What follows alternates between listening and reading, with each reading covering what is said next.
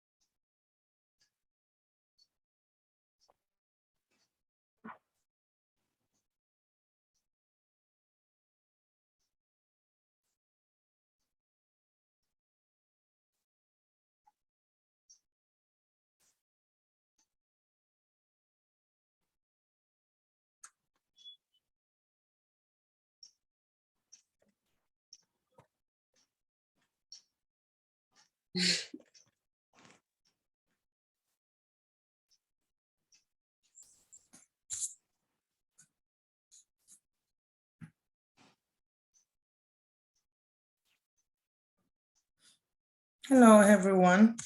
Hello again. So I've introduced myself before, but for the last time, my name is Ibukonlu Oyewole. I'm the team lead for Inspiring Careers and Solutions. So I wanted to have this session before we get in the next few weeks. A lot of people will be applying for their visas, and I wanted us to have a comprehensive discussion. Let me say brief like that. So I want us to discuss so that we know what documents will be required of us. And I wouldn't want to do that from our own, at ICAS, we have our own template for what we need. But most times people get it confused as if we are the ones that are asking for this document. So I wanted to go through the information as provided on the Irish website. This information is generic. It is not always applicable verbatim to everyone. So it depends, it varies, requirements will vary based on the applicant's condition or circumstances. I won't want us to hide any information as regards individual application. We are all working towards a greater purpose. We are all looking to JAPA one way or the other for improved career prospects, improved further education and all that. So it's important that we are not hiding information. If, however, you feel you don't want to disclose so much of confidential information, I will be sharing my email at the end of this session. And if you have any questions, you can send an email. A lot of you have either been speaking to Toby or you'll be speaking to Florence. So you have their contact already. So if you have any questions that you feel you're not comfortable asking during this session, you can send that to them as well, and they will relate that to me. The ones that can answer, definitely they will be able to answer it. Any complicated one, I'm always available, but it's always good to go through them or preferably reach me via email. The reason why I prefer email conversations is because you have a record for us to go back to. You can go back to it, I can go back to it as well.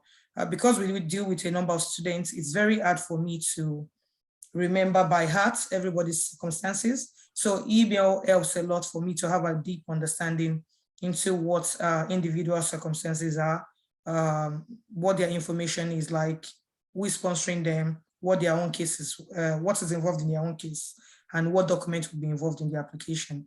So I'm going to start the session now, and we are recording this. So this will be sent out to as many, if anybody wants this recording as well, kindly let me know, and we can forward to them, to you as well. Thank you.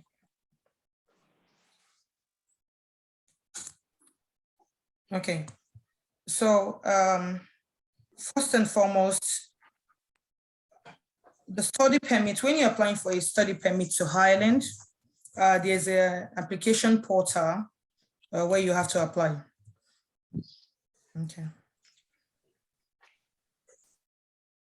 Study permit in Ireland is divided into 2 categories, or even if you're applying for a visa anyways, for Irish visa, is divided into categories. You have the single entry and you have the multiple entry.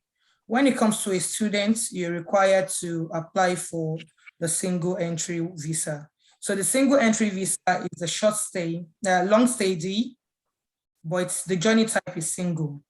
So once again, your type of visa you're applying for from Nigeria is long stay D, but your journey type is single. We undo this part of the application, but sometimes we've had a situation where the students feel they can do this on their own, but we advise that you don't do this on your own because we walk through it with you. At the time when you're ready to apply, we book an appointment, the same way we're doing Zoom for people that are outside Lagos or anywhere you're located. If you might even be in Lagos and you cannot come down to our office, it's important that you organize a Zoom meeting with us, and then we start this application together with you. If, however, you're busy, we have a lot of your details to initiate this application. And what we do is that after this first page and the second page, I won't be able to fill this because I don't want to put any confidential information here, just as an example, because once you initiate this, you have 30 days to complete and submit your application. So once we are done with this first page, when you start your application or the second, a transaction number is issued. So that transaction number is what we send to you with your details. So this is what it looks like when you have a transaction number and you want to go back to your application. You click on retrieve application, you insert your transaction number, your passport number, your nationality, which is Nigeria, and your date of birth. So by the time you submit, the application will pop up at where we have left it, because we cannot submit applications behind you. We have to work with you. You have to go through the information together, and we need to ensure that you have the documents backing every information you have provided on your online application. So like I said earlier, I'm going to repeat myself. We organize Zoom before we start your application, and so that we have a bit of background into what we are filling in there. And if you are not able to organize Zoom or you're busy, we start the application on your behalf and we send the transaction number, but we don't submit. We wait for you to review, and then we call you. Usually before, when I was alone, I usually will call clients. I've had clients that we have to sort out this application by 12 midnight, 1 a.m. most times. So I call them on Skype or on Zoom or WhatsApp call, and we go through these things together, because if you miss out on a little information on this application, irrespective of you having the necessary documents, your visa can be refused. So this is the most delicate part of your application. Every information here has to be very, very, very, very accurate. So, secondly, Nigerian students are categorized as non-EEA nationals. So this is non-European nationals. So that is what this means, just for terminology's sake.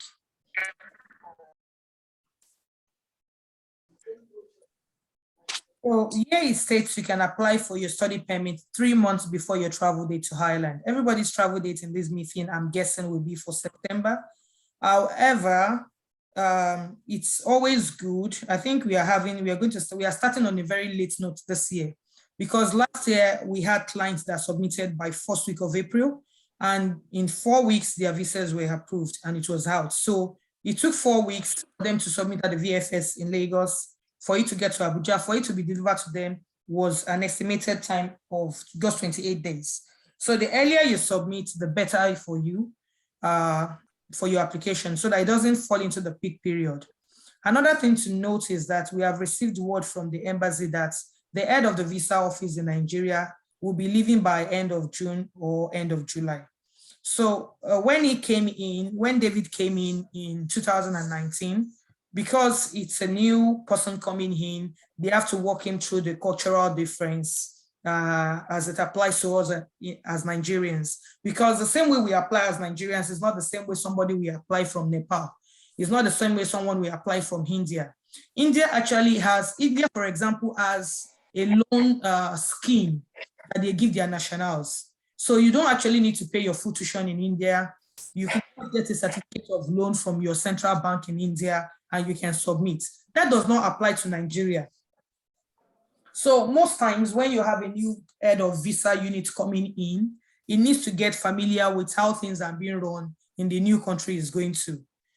Assuming it's coming from Dubai, it would have been easier because we probably have something similar when we're applying, but it's still not the same thing. So it takes time. So when David came in 2019, applications, they came in around June, and that was when people were submitting for September applications because we were used to application takes 4 weeks to 6 weeks at that time before it came in.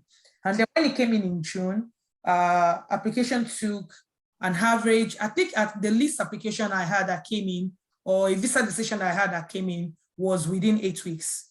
So that was the least duration. So it took 8 weeks to as long as 16 weeks for some people that have a little bit of more complicated cases. So you have a situation, I had a situation where a student was going in September, he submitted in April, he was refused because of birth certificates, and his refusal came in May. And we did an appeal and included, because the appeal was just include his NPC birth certificate that was issued at birth. And we included that and we submitted in May. And it took, I think his visa came back in November for someone that was meant to resume in September. And apparently when we had to contact the school, the appeal was actually granted as early as June. But because they did not know where they kept his documents and able to post it down, maybe it was sorted or not, he had to defer till January for him to start in January. So I'm just trying to give a background information that it is better for us that we have applications in, hopefully before David leaves and a new person is coming in. If, however, your documents are not complete as a June, I won't say you should rush the process. I would advise that you have everything. You should be prepared that your application might take longer. It doesn't necessarily mean it should take longer, but just be prepared that it might take longer, and make sure that you work with us to ensure that you're submitting the right documents. Okay, so is there any question on that before I move forward?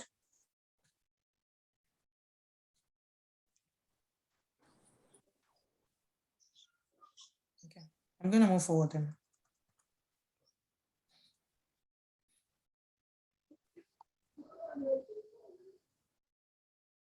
So here they're advising that they are not advising that you should buy travel ticket before you know the outcome of your visa, which is almost, this is a generic, what do I say? This is a common knowledge. It is not advisable in any way for any visa you might be applying for any country, for you to buy tickets before your visa outcome is here.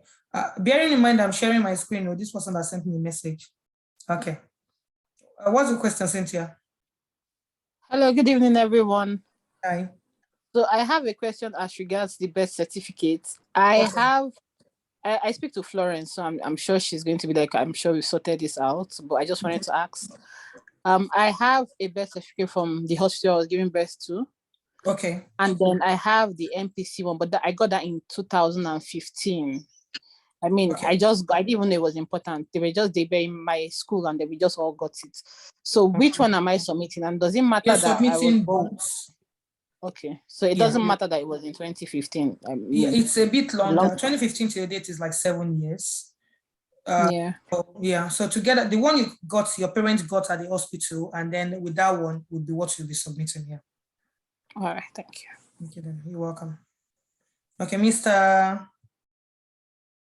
Oladele or Miss Oladele, because I heard a female voice earlier from this. Okay. I'm listening. Your question, please.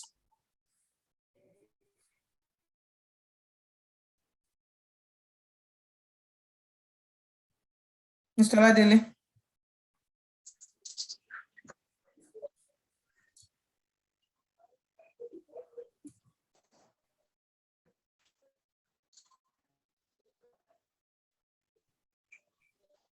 Okay.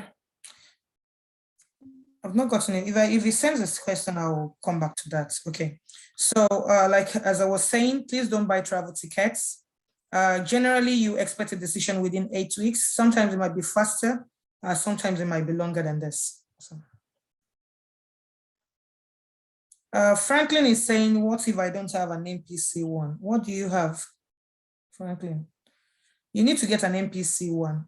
The one that is normally issued that is an NPC one, National Population Commission. So I think I don't know, Florence, everybody's listening, Florence and Toby. So I need to know what Franklin has. You have the one from the hospital at Bath. Okay, so please get the MPC one as well. So you'll be submitting both of it as well. So, but try to check the one you got from the hospital, because my own hospital one is an old MPC. So try to look at the title on that birth certificate. But if it's only carrying the name of the hospital, then you need to get the NPC one. Okay. Okay. So moving forward, so if you have not submitted unnecessary documentation, your applications may take longer. If we need to verify your supporting documentation, your application may take longer. Because of your personal circumstances, e.g. Criminal conviction, the application may take longer. So another reasons why application might take longer from what we've seen so far would be if someone has lied about a visa approval or even a visa refusal. So last year we had 2 people that got banned. So one of them, actually we worked with him on an application to Canada. And at the time when the Canadian embassy was about to approve his visa, they requested for an updated bank statement. So we told the student not to take money out. So it took him almost 6 weeks for him to get an updated bank statement. So I already knew that that was a red flag, because apparently we had to enforce that he needs to send us a copy before we are able to send they call it my bank statement ticket. So when he sent that, we realized that after we submitted this Canadian application, his parents moved the funds out of the account. So when the embassy now was asking for an updated bank statement, they were trying to recover and put the money back in. So it took them almost 6 weeks for them to sort that out. So he already had the Canadian refusal when we were applying for the Irish one. So what we did not know at that time was that the company, he actually brought CAC certificates, director's page and everything. And apparently everything this guy brought was fake. So this led to a ban for him. The second person that had a ban came from Ukraine to apply. And then we asked him, do you have any refusal?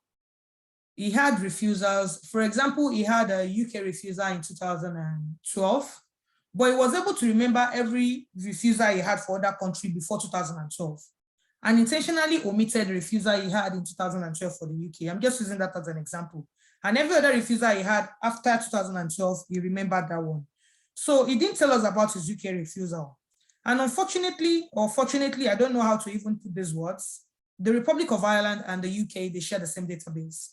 So they call them the 5 Highs: UK, New Zealand, Australia, Canada, United States of America. Those ones share the same database. Whatever UK can see, Ireland can see.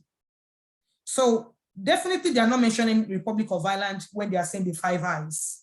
There are different countries that they call the 5 Highs. But whatever one of them can see, if a country is closely affiliated or has a connection to the other one of the countries in the 5 Highs, the other countries can see it as well. So that is what applied in this guy's case. So the embassy actually extended a very gracious hand to him, and they sent him an email and said, you had a refusal for the UK in this year, but you did not declare it in your application. Can you actually explain why? Oh, okay, they actually sent him, he had a refusal from Ireland, which he did not declare. And they sent him an email based on the Irish one. Apparently, he still had like 2 other refusals from the UK, which he did not tell us about. So we only explained the Irish one that the embassy was saying, and he still did not mention that he had a UK refusal. So when the refusal and the ban came, they said they actually sent him an email saying, can you explain Ireland? Which automatically should give a reasonable person the reason for them to say, oh, sorry, I didn't mention Ireland. I also have a UK refusal as well. But he went very quiet about it, and then that resulted into a ban for him. So because they felt he was using Ireland as a gateway for him to enter. Probably he has something he wants to do in the UK and just wants to use Ireland to come in. So it's a bridge of travel agreements. They call it a bridge that the person might intend bridging the travel agreement between the Republic of Ireland and the UK, because they're so close. You can actually drive through. It's illegal if you don't have a visa, but people mostly drive through from Ireland into the UK. So if you have refusals, what I'm trying to say here is that please, even if it's France, any refusal you have, please, even if it's Dubai, because I've seen people that got refused for Dubai, which is strange, but don't hide any refusals. Don't hide your travel history. Try to present be honest with us. Let me just put it that way. Be honest with us, and then we'll walk you through what other supporting documents you can provide, or a better explanation around what the circumstances was at that time.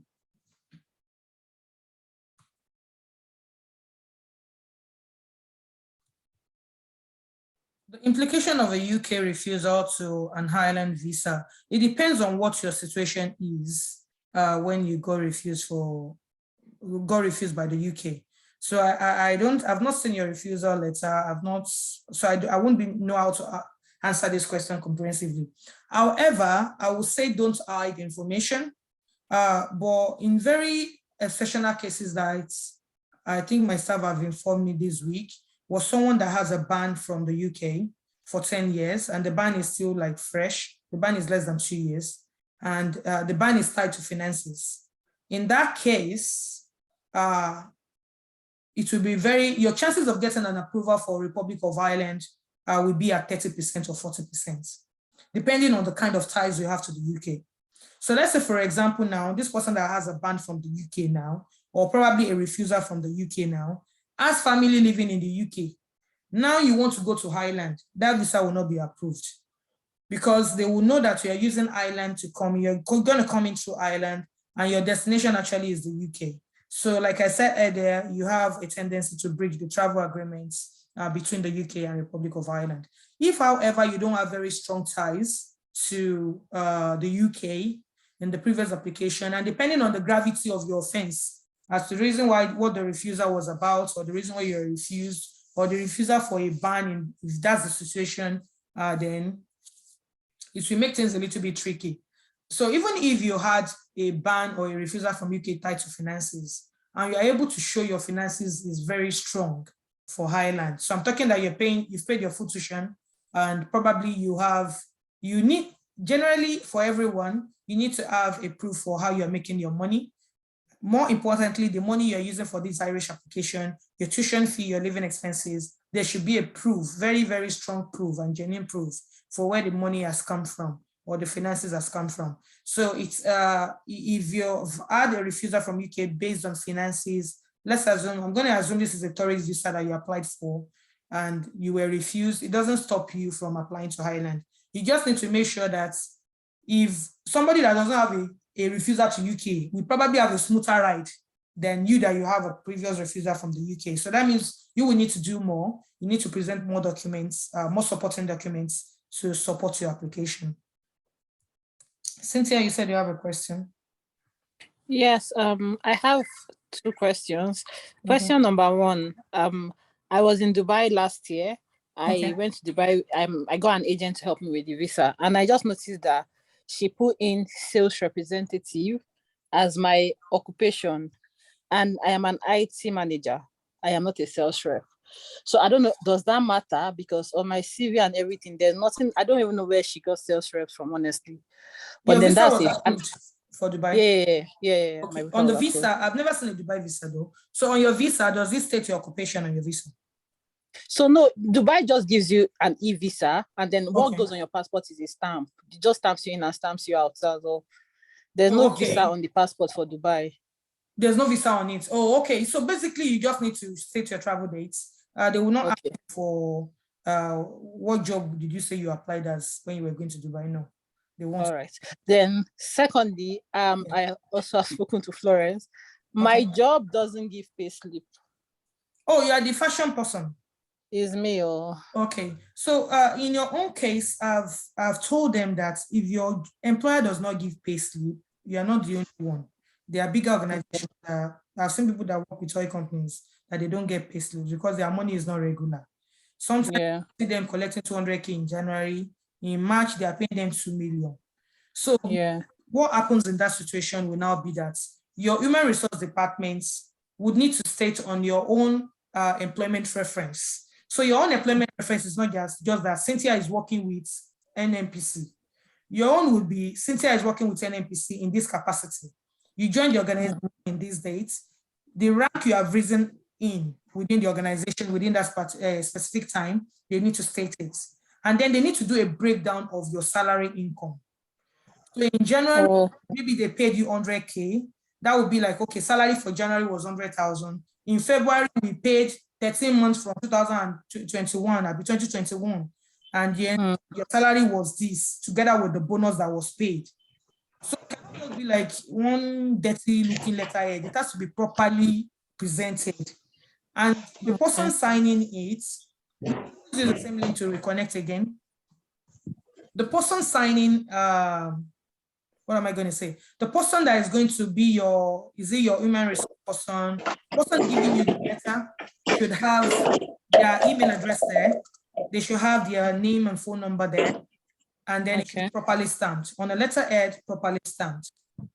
So my company has a seal. I think the employment letter they gave me was a seal. Okay. They seal the, and then I already got a reference from them. So maybe when you send your email, I can send it to you. You can still keep that, but they need to do one for you that lists out how your payment is being made. Probably for the last 1 year, how you have gotten your money. It doesn't mean presenting 1 year bank statement too. They are still presenting normal 6 months bank statements, but they need to write in details how they pay you.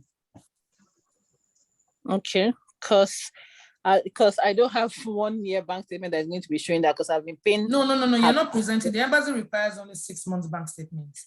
But if your employer can do a 1 year payment, because 1 year means it shows a track record of how you have been paid over the time, Abby? Over the last month or something, or the last 1 year. So they have to do like a whole 1 year showing how much I've been paid. It's not really that long. It's just a table.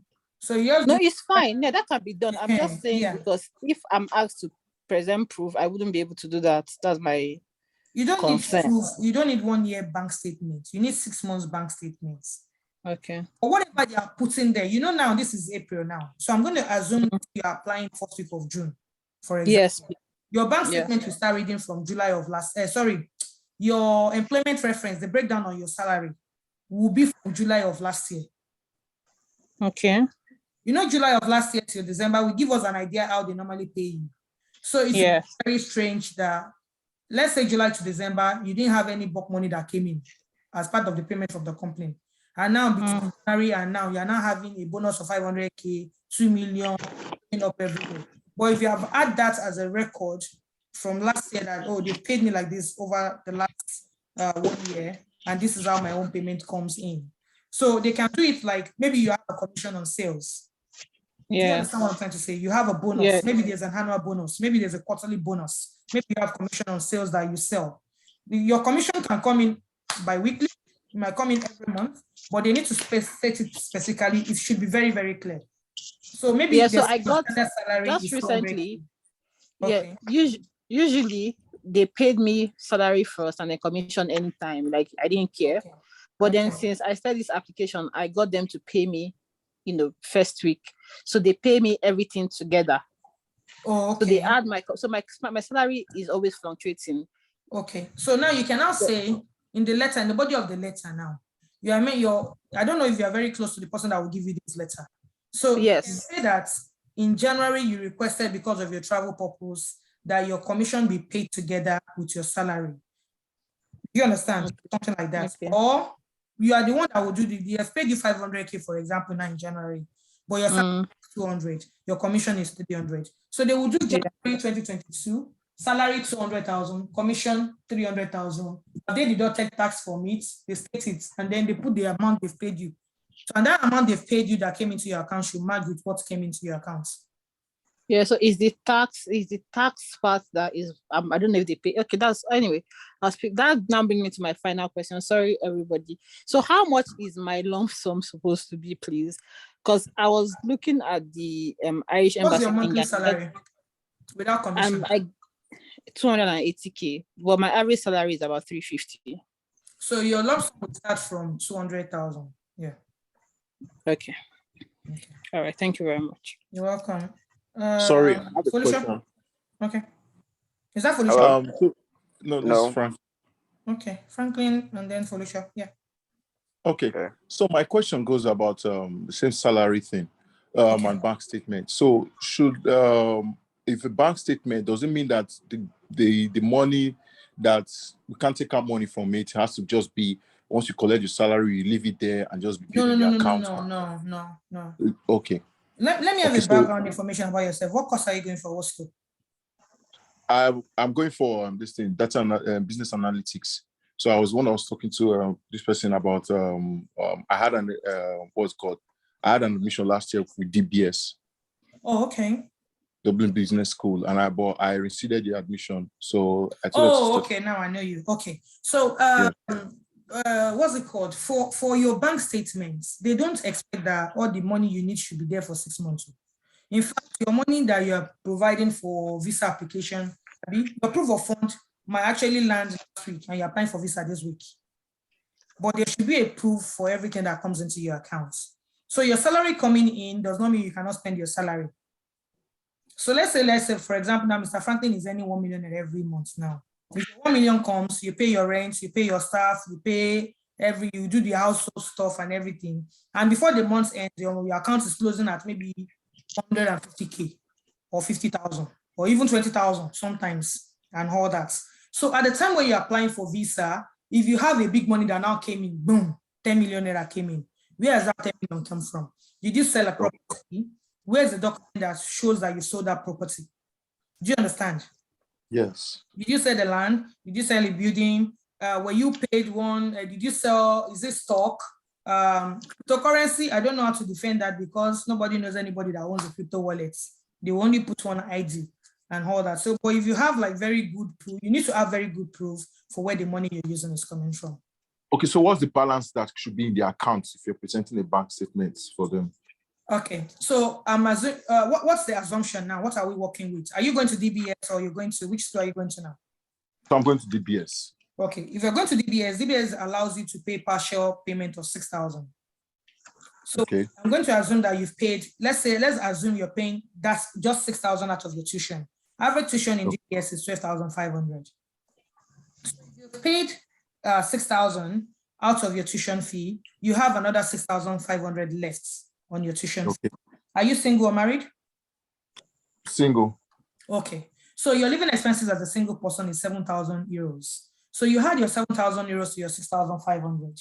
Conversion rate is 500 naira. So already you're 13,500, right? Yes.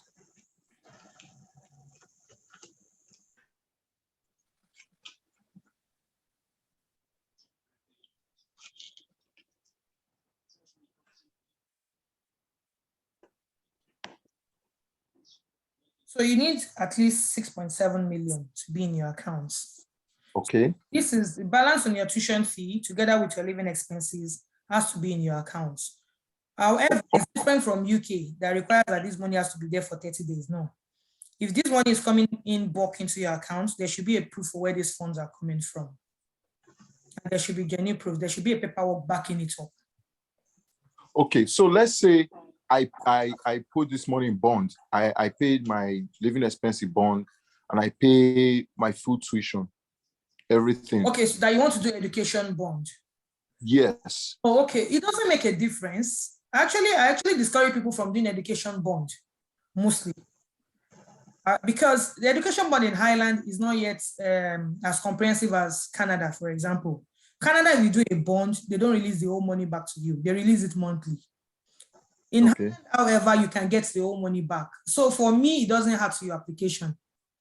It doesn't add anything unless you've had a refusal before from Highland or from another country and the emphasis was laid on your finances. Irrespective or regardless, even if you're doing education bond, where the money you used to send to pay your tuition fee, the account you have used in paying your tuition fee, account you used to initiate your education bond, you still need to present them. Okay. And what came about those funds, you still need to explain them. Okay. Yeah. Okay. Thank you. Okay, sir. Felicia, let's reconnect and then I would. What?